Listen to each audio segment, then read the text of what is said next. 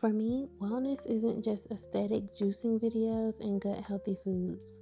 Wellness is me pouring into my overall well-being, and a big part of that is my skincare routine. So let's do some nighttime skincare after a day of meetings and filming.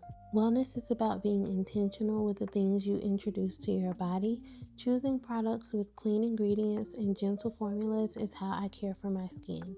Products like Edom's Dew Dream Cleansing Balm and Kiehl's Ultra Facial Hydrating Cleanser wash away the weight of the day and leave me with a fresh, clean base so that I can properly feed my skin what it needs. As a girl who has sensitive skin, I like to keep things simple, but there's nothing basic about these products.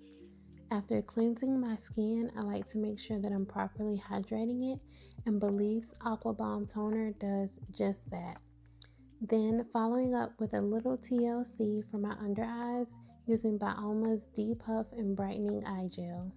Since I'm focusing on getting rid of hyperpigmentation and texture, I keep products like Naturium's Tranexamic Acid and Kiehl's Clearly Corrective Dark Spot Solution in my rotation to properly hydrate my skin, protect my barrier, and aid in the process.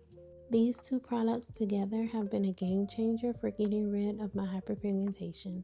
I've noticed such a huge improvement in just a few weeks. And to make sure that all of the goodness of these products gets locked in, I grab my Caudalie Vino Perfect Dark Spot Niacinamide Moisturizer and pair it with La Roche-Posay's Cicaplast B5 Balm to seal the deal. There is a such thing as double cleansing, and I personally like to double up on my moisturizers. I mean, do you see that glow? So when you're curating your wellness journey, don't forget to include your skincare routine as well. Now it's time for my beauty sleep. Good night.